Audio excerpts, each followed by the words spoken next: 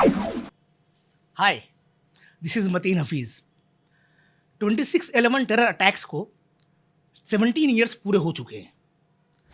17 years पहले 26 नवंबर को 10 पाकिस्तानी आतंकवादी मुंबई में इंटर हुए। उनमें से ड्यूरिंग इनकाउंटर 9 आतंकवादी मारे गए और सिर्फ एक जिंदा पकड़ा गया, जिसका नाम था अजमल कसाब। अजमल कसाब को पूरा कानूनी जो भी लीगल प्रोसेस है उससे गुजरा।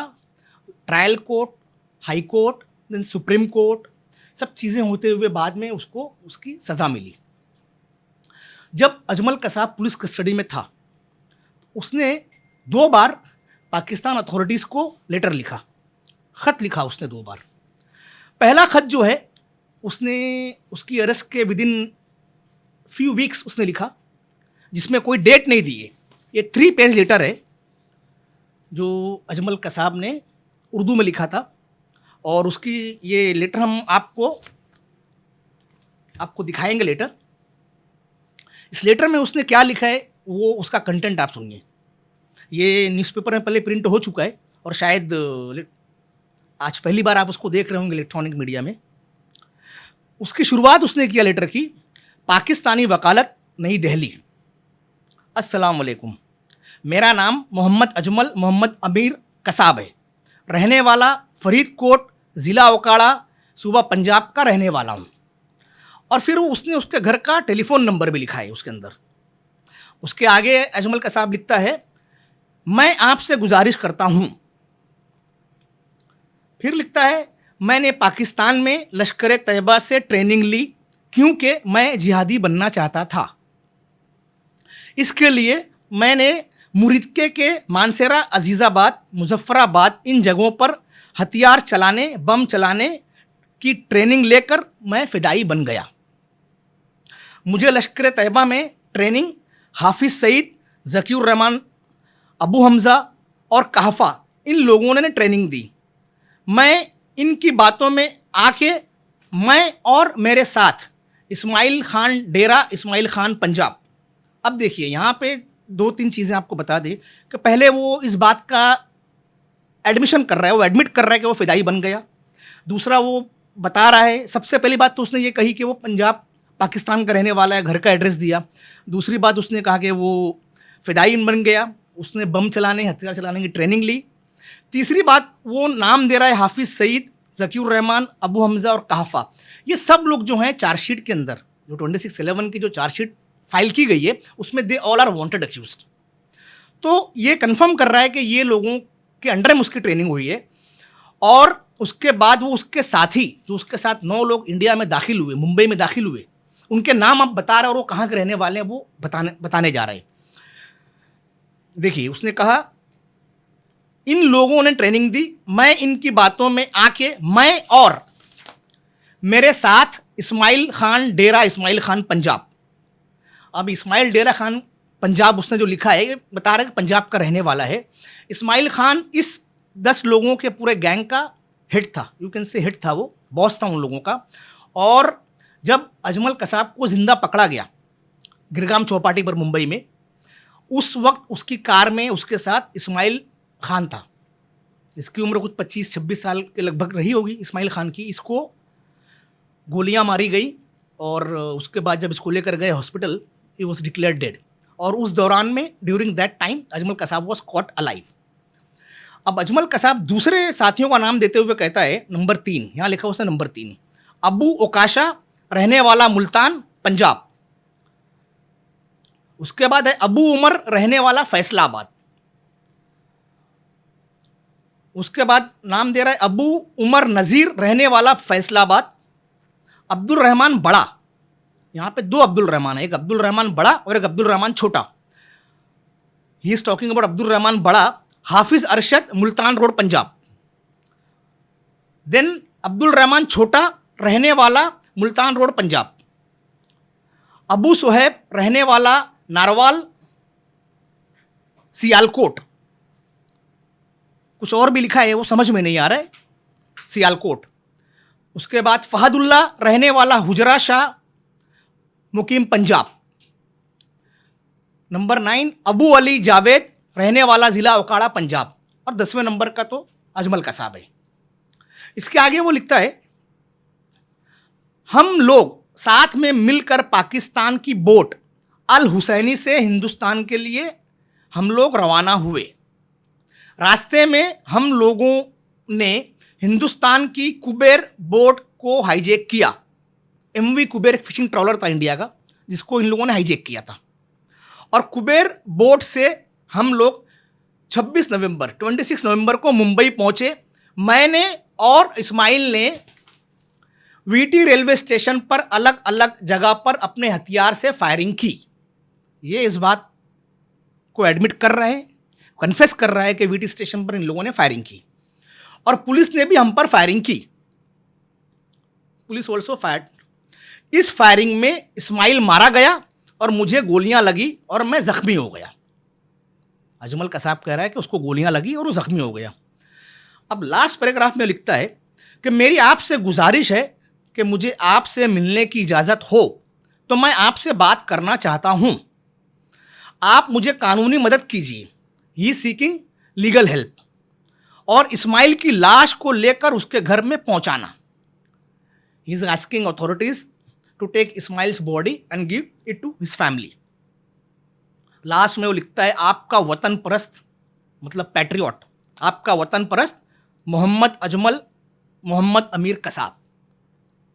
तो ये पहला लेटर था जिसमें कोई डेट दी हुई नहीं है, लेकिन ये लेटर जो है ये इंडियन अथॉरिटीज़ ने ये लेटर उस वक्त के पाकिस्तान के एक्टिंग हाई कमिश्नर को बुला करके दिया था। ये शायद सेकंड वीक ऑफ दिसंबर 2008 की बात है। ये लेटर जब कसाब ने लिखा तो मुंबई पुलिस ने इसको फॉरवर्ड किया ministry of external affairs. Ministry of external affairs ने इसको दिया उस वक्त के एक्टिंग पाकिस्तान हाई कमिश्नर को। इसके बाद 26 दिसंबर, यानी जिस दिन वो आतंकी हमला हुआ 26 नवंबर 2008, उसके ठीक एक महीने बाद 26 दिसंबर 2008 को अजमल कसाब ने दूसरा लेटर लिखा। ये 1 पेज लेटर है। पाकिस्तानी वकील मिलने की गुजारिश है। ये उसका लिखा उसने, पाकिस्तानी वकील मिलने की गुजारिश है। और इसमें उसने वापस चीज़ें रिपीट की जो पहले वो लिख चुका था पहले के लेटर में। मैं मोहम्मद अजमल मोहम्मद अमीर कसाब, रहने वाला ज़िला ओकाड़ा, तहसील दीपालपुर गांव, फरीदकोट, पंजाब, आपसे गुजारिश करता हूं, मतलब आपसे रिक्वेस्ट करता हूं कि तारीख 26 नवंबर 2008 को मैंने और मेरा पाकिस्तानी दोस्त इस्माइल खान ने मिलकर वीटी रेलवे स्टेशन पर बहुत सी जगह पर फायरिंग की थी। इस दरमियान पुलिस मुठभेड़ में इस्माइल खान मारा गया और मैं ज़ख्मी हो गया। पुलिस ने मुझे पकड़कर मेरे ऊपर केस दाखिल किया है। ये अजमल कसाब लिख रहा है कि पुलिस ने उसको पकड़ लिया और उसके ऊपर केस दाखिल किया है। फिर वो लिखता है आगे, मेरी आपसे गुजारिश है कि मेरे बचाव के लिए हिंदुस्तानी वकील नहीं चाहिए। वो कह रहा है he does not want an Indian lawyer. उसका कहना है कि उसे हिंदुस्तानी वकील नहीं चाहिए। वो आगे लिखता है, मैंने कानूनी मदद के लिए इससे पहले पाकिस्तानी वकालत नई दिल्ली से ख़त लिख कर गुजारिश की है, लेकिन अभी तक वहाँ से कोई जवाब नहीं आया। आपसे इल्तिजा है, इज़ अगेन रिक्वेस्टिंग, कि आप पाकिस्तानी वकालत से मुझे कानूनी मदद की दरख्वास्त कीजिए। आपका मोहम्मद अजमल मोहम्मद अमीर कसाब। ये 2 लेटर जो हैं ये अजमल कसाब ने लिखा। 26 दिसंबर 2008 को उसने लेटर लिखा। इस लेटर में अजमल कसाब के 3-4 एडमिशंस है। पहला तो वो बता रहा है कि वो पाकिस्तान में कहाँ का रहने वाला है, और उसके बाद पाकिस्तानी मीडिया के भी कुछ लोग बाद में उसके घर पर गए थे, जहाँ पे उन लोगों ने उसके फादर से बात की और उन्होंने इस बात को भी माना कि अजमल कसाब उनका बेटा है। और दूसरी बात यहाँ पर वो कहता है कि उसने बम बनाने और हथियार चलाने की ट्रेनिंग ली। किन लोगों के अंडर में ट्रेनिंग ली उनका भी नाम दे रहा है, और किन लोगों के साथ वो मुंबई में दाखिल हुआ। ही इंटर्ड मुंबई। वो जो 9 टेररिस्ट थे उन लोगों का नाम भी बता रहा है, और वो कहाँ के रहने वाले थे पाकिस्तान की, उन इलाकों का भी बता रहा है वो। तो ये लेटर जो है बहुत ही इम्पोर्टेंट था, बिकॉज ये शायद एक प्रूफ था कि वो सब चीज़ें बता रहा है उन लोगों के प्लान के बारे में, about their operation, the conspiracy and his address, his identity as a Pakistani national. तो ये चीज़ें जो हैं ये बहुत ही इंपॉर्टेंट थी, जो पाकिस्तान पाकिस्तानी हाई कमिश्नर को उस वक्त 2008 में दी जा चुकी हैं। अब इसके बाद हम आपको कुछ चीज़ें और बताना चाहेंगे कि अजमल कसाब जो है, जो इसके बारे में अब कुछ चीज़ें हैं कि अजमल कसाब जो है, he was born on July 13, 1987। 13 जुलाई 1987 को he was born in Pakistan. और उसकी माँ जो है जिनका नाम था नूर इलाही, और उसके वालिद अमीर कसाब, अमीर सुभान कसाब, ये दोनों साथ में रहते थे। और इनके जो है इनका सबसे बड़ा बेटा जो है वो था अफजल कसाब, जो लाहौर में एक मजदूरी करता था। उसके बाद एक बेटी है रुकैया, ये 2008 के मुताबिक बातें हैं, एज पर 2008। एक बेटी है रुकैया जिसकी शादी हो चुकी है, and she stayed in Okara only. उसके बाद है अजमल कसाब, ये लाहौर काम करने भी गया लेकिन काम किया नहीं, फिर वहाँ से वापस हो गया। अजमल कसाब से छोटा एक भाई है मुनीर, और एक बहन है सुरैया। ये दोनों भी as per 2008 statement and information, वो लोग ओकाड़ा में ही उनके माँ बाप के साथ रहते थे।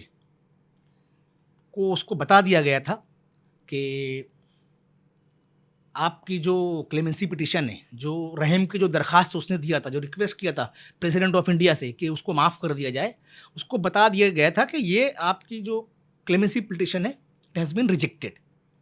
और नवंबर 18 या 19 की रात को आर्थर रोड जेल, जहाँ पर उसको रखा गया था अजमल कसाब को, एक specially design highly protected cell के अंदर, वहाँ पर एक जेल ऑफिसर ने उसको बता दिया कि आपका डेथ वारंट आ चुका है, और डेथ वारंट उसको पढ़कर सुनाया। अजमल कसाब को डेथ वारंट पढ़कर सुनाया गया, और उससे कहा गया कि उस पर दस्तखत करे, उस पर साइन करे वो, और अजमल कसाब ने उसके ऊपर साइन की। तो नवंबर 19 और 20 के बीच में अजमल कसाब को एक इंतहाई सीक्रेट ऑपरेशन में मुंबई के आर्थर रोड जेल से पूना के येरवडा जेल में शिफ्ट किया गया, और 21 नवंबर 2012 को उसको सुबह में अर्ली मॉर्निंग में फांसी दे दी गई अजमल कसाब को। और ऐसा कहा जाता है कि उसको येरवडा जेल में ही कहीं पर दफन कर दिया गया है। अब यहाँ पर एक चीज़ और है कि 26 नवंबर 2008 ये बुधवार का दिन था, इट वॉज अ वेडनेसडे। तो उसमें काफ़ी चीज़ें ऐसी हैं अजमल कसाब के केस के बारे में जो वेडनेसडे से लग कर है। तो आप इसको इत्तेफाक कहिए, कोइंसिडेंट कहिए, बट ये चीज़ें हैं। जैसे फॉर एग्जांपल 26 नवंबर 2008, जिस दिन अजमल कसाब और उसके साथी मुंबई में इंटर हुए और अजमल कसाब पकड़ा गया, दैट वाज अ वेडनेसडे, बुधवार का दिन था। फिर May 6, 2009 जब कसाब के अगेंस्ट में कोर्ट में चार्जेस फ्रेम किए गए, वो दिन भी बुधवार का दिन था, वेडनेसडे का दिन था। फिर December 6, 2009 जब prosecution completed it's cross examination, ये भी वेडनेसडे का दिन था, बुधवार का दिन था। March 31, 2010 जब इस केस की हियरिंग कंप्लीट हुई, इसकी सुनवाई कंप्लीट हुई, March 31, 2010 ये भी वेडनेसडे का दिन था। August 29, 2012 supreme court upheld the death sentence of Ajmal Kasab, that was again a Wednesday. उसकी सुप्रीम कोर्ट ने फांसी की सज़ा बरकरार रखी, जो हाई कोर्ट ने दिया था, कंफर्म किया था। नवंबर 21, 2012 जिस दिन कसाब को एग्जीक्यूट किया गया येरवडा जेल के अंदर, उसको फांसी लगाई गई, वो दिन भी बुधवार का दिन था, वेडनेसडे था। और नवंबर 26, 2025 ये जो है 2025 का, ये भी आप देखिए बुधवार ही है। तो ये शायद कोई इत्तेफाक है या कोई एक कोइंसिडेंट है, बट सब पॉइंट्स थे तो सोचा आपके सामने आपसे शेयर कर लिया जाए। तो ये अजमल कसाब का वो लेटर्स हैं जो उसने लिखे थे, और जिनको इंडियन गवर्नमेंट ने, इंडियन अथॉरिटीज़ ने पाकिस्तान को हैंडओवर भी किया था। अब आज के इस एपिसोड में इतना ही, यही आपसे शेयर करना था इस लेटर के बारे में। तो ये थी अजमल कसाब का लेटर्स की कहानी। हमारी कोशिश होती है कि हम आपको डिफरेंट कंटेंट दें और ऑथेंटिक कंटेंट दें, और नेक्स्ट एपिसोड में भी हम कुछ अच्छा कंटेंट लेकर आएंगे और आपसे मुलाकात करेंगे। Thank you very much for watching this episode. Signing off, Mateen Hafiz. उम्मीद है आपको ये जो लेटर में जो इसका जो कंटेंट था मतीन हफीज़ ने आपको पढ़कर सुनाया। हमको पता चला कि अजमल कसाब के दिमाग में क्या चल रहा था और वो अपने कंट्री के पाकिस्तानी लोगों को से क्या मैसेज पहुंचाना चाह रहा था। तो ये हमारा छोटा सा एपिसोड आपको पसंद आया होगा। इसी के साथ हम अलविदा लेते हैं और अगले पॉडकास्ट में किसी नए गेस्ट के साथ, किसी नई कहानी के साथ फिर आपके सामने हाजिर होंगे। तब तक के लिए अपना ख्याल रखिए। Thank you very much.